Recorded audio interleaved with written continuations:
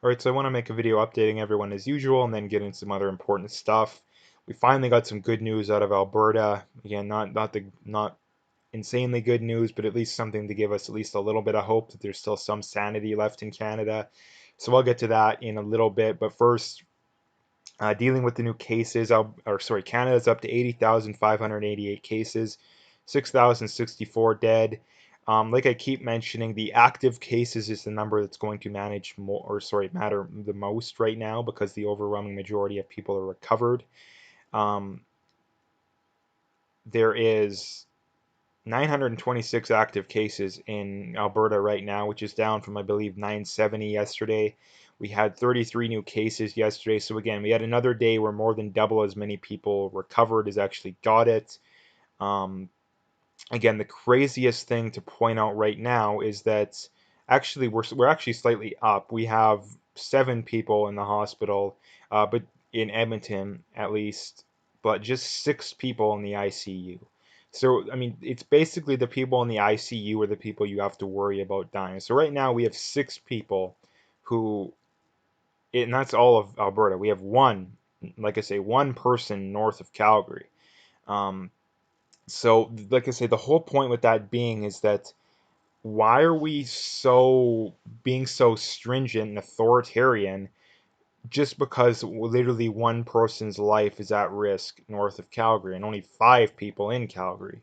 So, like I say, there's probably more than one person, in the hospital at any given point in time for some of the craziest things. Like I say, people slipping and falling, people falling off ladders, people God only knows what more than one people are in the ICU for at any given point in time.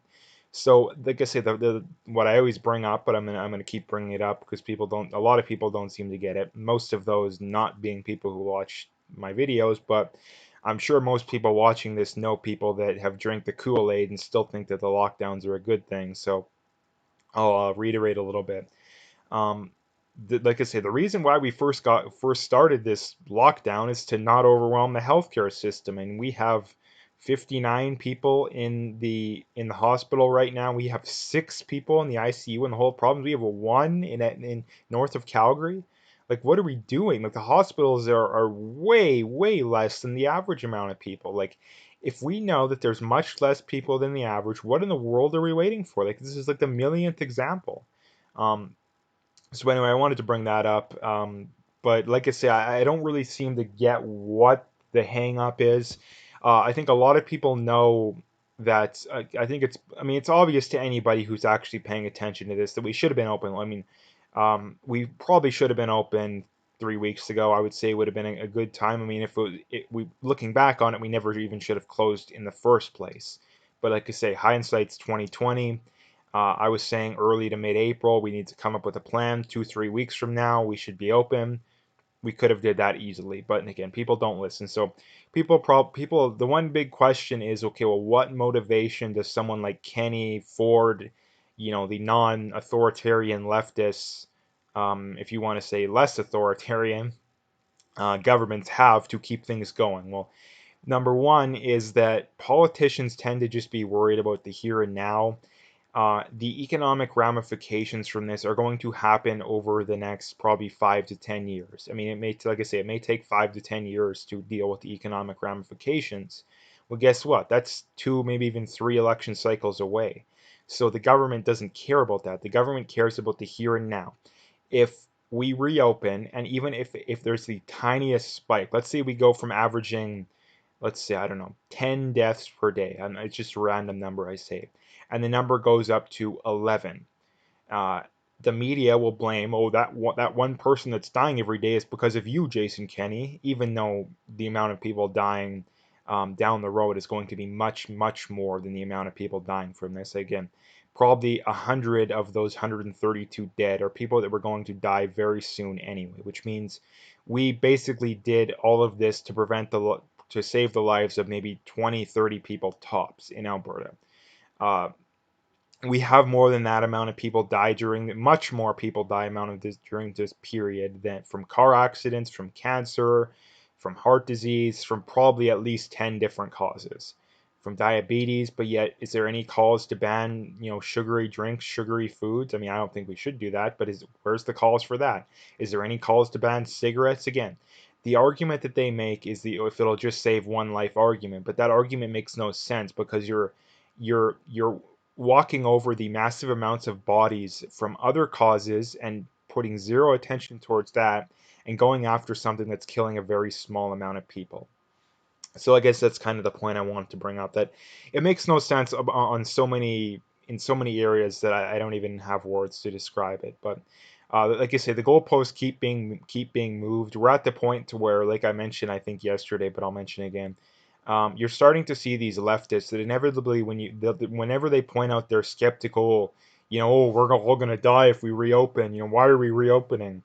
Why are we letting our kids out, even though there's literally been not one kid under the age of 20 in Canada that's died from the virus? Not one. The death rate is lower than the flu for that age group. But you have these parents who are like, I'm not putting my kids in daycare. I'm not putting my kids back in school. Like, how stupid can you possibly be? Um, but uh, like what where's the hang up? Like I said, the death rate's less than the flu, so that's kind of, like I said, it's just an example of just how ignorant people are, I guess. That, like I said, that the death rate for people under 20 is less than the flu. Not one person under the age of 20, at least unless it's happened very recently, has died from this. And the overwhelming majority of people dying from this between the ages of 20 and say 60 are people who are obese, and or have underlying health conditions. They're people that smoke. They're people that have diabetes. Like I say, maybe they're obese. They have heart conditions. They have asthma, stuff like that. So for all the rest of us that are healthy, there's no reason that we need to stay where we're at. Like I mentioned before, two-thirds of people testing positive for the virus in New York are people that were self-isolating and social distancing.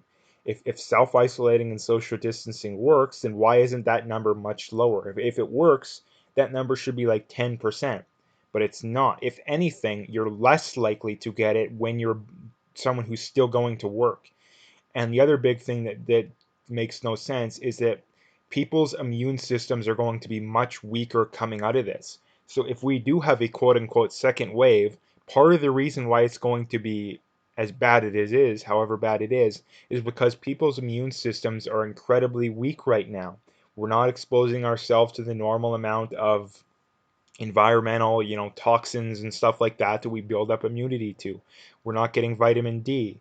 We're more stressed. We're not getting as good as sleep. All this kind of stuff that is going to hurt us in the long run. But like I say, the politicians, getting back to this point, the politicians don't care because what they care about is the here and now. Worrying about, hundreds, maybe thousands of people committing suicide years down the road because they lost their house and they lost their job, no one's going to blame them because, hey, we were that was something that happened years ago. We don't have control of that. So that's the problem with politics, is that something needs to change in that. um, Politicians don't have every incentive in the world just to worry about the here and now, because anybody who knows anything about economics, and then pretty much anything about anything, at least when it comes to stuff like this, is that the the unintended consequences are just as important in trying to make a decision on something as the direct consequences. So the problem with this is that people don't understand that. The problem is that the consequences of reopening is maybe you have a slightly higher amount of spread. I don't even believe that because there's no evidence to back it up. But let's just say it's true. Maybe you have a slightly higher amount of spread. You have a higher amount of dead, even though you could easily keep old folks' homes quarantined, allow people who have poor immune systems to stay home. Um, you would stave off probably 90 to 95% of any potential new infections, and you could have the economy going. It would be the definition of a win-win. Be it the government doesn't want that because, like I say, the minute that the slightest thing goes wrong, they're going to get the blame, and all they care about is the here and now, and that's the problem. But the unintended consequences are, well, Caleb, guess what? Down the road, the longer we keep this going, the more businesses are going to have to shut down, the more people that are going to lose their jobs, the more people are going to commit suicide, the more people who are going to die much sooner than they otherwise would have because their immune system's so bad. the more people that are going to commit suicide maybe 20, 30 years down the road because they didn't grow up with a mom or a dad and they've been depressed their whole life because of it. So that's the problem when it comes to this kind of stuff is you have to think about the unintended consequences. So anyway, the good news out of Alberta is they don't intend to make the vaccines mandatory, which is a good sign. For the simple reason that number one, there's no guarantee that I mean, this isn't really affected, but there's no guarantee we even will get a vaccine again. There's no SARS vaccine, there's no AIDS vaccine. The flu shot doesn't even work most of the time. And even if we do get a vaccine, Fauci has said, and I think it's fairly common knowledge, that even if they do come up with one, there's no guarantee that it will work. So the problem with the whole we need to wait for a vaccine people, which number, I mean, anybody who's saying that is absolutely insane. Like you are literally like insane. And I don't mean that lightly, but it may take 10 years. We may never get one. And like I say, even if it does work, or sorry, even if we do get one, it may not work. So that's the problem with it. And the fact that people want to force other people to do it just goes to show that you're authoritarians. Now, the one point I wanted to bring up here is that you have all these idiot, largely leftists that are, whenever you talk about how you want to reopen things, they're like, oh, you just want to help the big corporations. Even though that's a stupid argument. Like, this is the first thing that's such an easy argument to debunk, it's not even funny. And I'll briefly do it. Number one, um, are most of the bit are any of the sorry, are any significant amount of the big corporations being hurt right now? Like, I mean, is Walmart shut down? Is Amazon shut down? Is Loblaw shut down? You know, Superstore. Are any of them being hurt? No, they're not. They're thriving. I mean, Amazon stocks at an all-time high. Walmart is busy as ever. So the thing that you're advocating for by wanting to keep things locked down is helping the big corporations. Like I say, these people are so stupid. Though someone on the right could literally say, "Yeah, I want to increase regulations on big corporations," and they turn around and be like, "You're paid off by big corporations." Like that's literally how stupid these people are. They just spout talking points no matter what you say. And like I say, it's the mom and pop small businesses that are being hurt most right now. So why does the left hate people for wanting to reopen so much? Well, the real reason is that uh, small to medium-sized business owners and are tend to be right-leaning voters, which is why they hate them so much, and is why they throw out that stupid big corporations argument, which is a total contradiction. So. Um, the other thing of forcing vaccines down people's throat, guess what? Big corporations, the pharma companies, they make billions. Like I say, Bill Gates thinks he's going to make over $100 billion in profit from a virus vaccine. So if you claim to want to not help benefit the rich and the big corporations so much, then you would be fully against not making the vaccine mandatory. So that's something I just wanted to bring up. And like I say, that's finally some good news. I know I've been very hard on Kenny, and I know a lot of people think he's too far gone. I think he's close to that. The problem is the alternative is the NDP, otherwise known as socialism. So it all depends. I mean, the next election's still a ways away, but I wouldn't completely write him off. And the next thing is actually kind of related to whether or not you should write off conservative politicians. And Spencer Fernando saying, it's weird to see the Conservative Party continue avoiding the tremendous potential of a more populist stance to reshape the political spectrum. Instead, they keep doubling down on the same failed talking points. At this rate, Trudeau will eat their lunch. And this is the problem, is that the Conservatives may already be too far gone. They may never get elected again. And if I had to bet money on that, I probably would. Um, and it's for the simple reason that populism is what's winning right now. Like right wing populism, like Trump. A lot of I mean, the Brexit movement. I mean, look at all these countries. I mean, the guy in Brazil. I mean, those are just a handful of ones off the top of my head. That those are all working. And people say, "Oh, Trump's not that popular. I hate Trump." All this Trump derangement syndrome BS. Trump has a higher approval rating right now than Obama or Bush did uh, at this point in their first term, and both of them got reelected. Obama, I think, did with ease. I don't remember how easily Bush did because I was pretty little, but um, Trump is going to win the next election. If anything, I would argue by more than 100 electoral college votes. Uh, so if I had to bet on him winning by a lot or him losing, I would bet on him winning by a lot. Populism is what works. If the Conservatives ever want to get elected, that's the only way to do it. The problem is that they seem to want to keep moving more and more to the left in a hope to convince former liberal or centrist voters to vote for them. The problem is that most people are so tribal that they're not going to do that. Even though the Conservative Party basically is a centrist party, most centrists view themselves as, I'm special because I'm a centrist. I don't support either side. That doesn't work. The problem is that they've lost much more people that used to vote for them, people that most people I know, at least when it comes to politics, say, yeah, they were just conservative enough for me to vote for them. Now, last election, most of them didn't vote for them. They either didn't vote or they voted PPC. And this is the same thing that or now they're on the Wexit bandwagon, a lot of them too. Um, that's the problem, is that if they actually went back to the stuff that actually worked, lower taxes, lower immigration, less government involvement in the economy, screw the carbon tax, get rid of this stupid gun ban.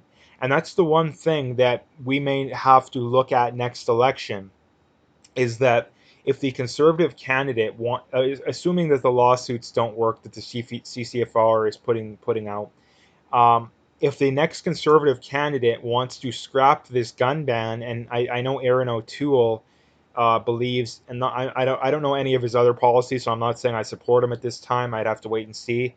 But I know he wants to even loosen restrictions on the gun control even before the stupid OIC. So if you're someone who's a gun owner who's mad right now, I think that there's a distinct possibility that I would suggest, and you should probably support a conservative candidate, because the problem is, coming out of the last election, the Conservatives were pretty much at an all-time low. So if we can get a candidate that's better than Scheer, uh, then I think that you would probably, like I say, I'm not saying you should because there's so much unknown right now. You probably should support them, because the problem is, the Trudeau Liberals have gone off the deep end even more than they did 6 months ago, or even more than they were 6 months ago. If we if the Liberals keep getting in, we are going to have socialism, which is followed by authoritarianism. Do you want that for the future of Canada? I don't. So I mean, the real solution is Wexit. I mean, that's the clear and obvious solution. But the problem is, Wexit still is a little bit unrealistic at this point. Like I say, for the main reason being is that I think the mainstream media would do whatever it took to sabotage its efforts. I mean, most of Eastern Canada probably would do that as well. So that's kind of the problem with Wexit. But like I say, I'm fully on board Wexit. Um, I hope that they can get some candidates going, but that the problem is that the alternative may be socialism. Like, are you willing? Comes down to the whole question: is that are you willing to vote in someone who is a centrist? Like I say, the Conservatives are centrists. They're basically '90s liberals, '90s Democrats, um, in hopes to not have socialism. Like I say, that's a good question. But like I say, I'm not saying that you should. There's still so much unknown, but it's something that we're going to have to consider in the near future. So this is from Alberta Wild Rose, and they say nobody cares about Trudeau's personal life. The double standard media silence is what we should be concerned about. Imagine if the leader was conservative, it would be everywhere. Now, I don't know if it's confirmed or not, but I've heard lots of rumors that Justin Trudeau and his wife are separated. And the fact that they've been living in separate houses for going on 2 months now, when there's no real reason to do it, just kind of shows that there's definitely something going on here. And the fact that the mainstream media hasn't touched any of these stories, that not I mean, if it's not true, why not just put out a story, say, yeah, it's not true. So that's something that I wanted to point out. Like I said, the other thing being is that, imagine if Trump's wife left him right now. The media would be all over it. Oh, he left this horribly abusive Trump. That he must be this terrible guy. But when Trudeau and his wife separate, like, the media doesn't care. And the main thing I wanted to point out is that this is just the millionth example of the mainstream media bias. So yeah, that's basically what I wanted to bring up. The last thing here is Liberals won't commit to boosting old age security in July despite campaign pledge. And I mean, for starters, I don't think old age security should be boosted. I mean, the old age security is largely just a Ponzi scheme. The government takes your money, spends it, and then when they actually have to turn around and pay you down the road, they just go into debt to pay you. So it's largely a Ponzi scheme. And the reason why I don't believe it should probably even exist in the first place is that the only way that it should exist is if you do it independently. Because the problem is that the government just takes the money, spends it, and just through deficit spending pays you back in the future. And that's the problem with it. And it definitely shouldn't be boosted. And it's not that, oh, you hate old people. It's just that, no. If you buy into a Ponzi scheme, you don't get your money back. That's how it works. If someone steals all your money and spends it, well, guess what? It sucks, but you don't get your money back. And that's the problem is people keep buying into this stupid theory that the government just takes your money and they invest it wisely and down the road they give it to you, they give it back to you. That's not how it works. That's not how it works. I mean, that's how they tell you how it works, but it objectively isn't. If that's the case, then these old age security and social security schemes wouldn't be projected to be going defunct and bankrupt within the next decade even. I've seen some projections. So that's the problem is that if anything, you should tell people, hey, you need to take a certain percentage of your income, invest it in a mutual fund or whatever that is completely independent of government, and then when you turn 65, then you get X percentage every year until you die, or until over the next 20 years or 10 years or whatever, however you want to do it. The problem is that the minute you put the government in charge of it, the government's going to botch it because the government has no incentive to do a good job of it in the first place. For the simple reason that for the people saying, oh no, they don't do that, well, okay, guess what? The problem is that when the governments first introduced these policies, guess what? Most of the people who are paying into it, number one, they didn't pay into it nearly as much as they're getting out, which again is if you understand basic math, you understand that that's not going to work in the long run. But for the fact that most people are getting out a lot more than they put in. And the problem is that the government has no incentive to manage it wisely because the governments that first implemented it are governments that are people who are probably that age right now. They're people, you know, 20, 30 years down the road, they're long gone. They're retired living off their government pension. They don't care about old age security. They'll promise them an extra $1,000 a month for all we know. They're not the ones that have to deal with the ramifications of telling people the money isn't there. That's going to be the politicians that may not even be born yet that are going to have to tell people that. So again, that's the problem with old age security. But the main point here being is that um, the liberals, this is just another one of their lies. Like the reason that they did this clearly, I mean, it's so obvious it's not even funny, is just a way of buying votes. They know that old people are the most likely demographic, at least when it comes to age demographics, to vote. And they know that to win, they probably have to get the majority of people over the age of 60, 65, whatever age you want to take. So an easy way to do that is be like, hey, yeah, we're going to increase your old age security.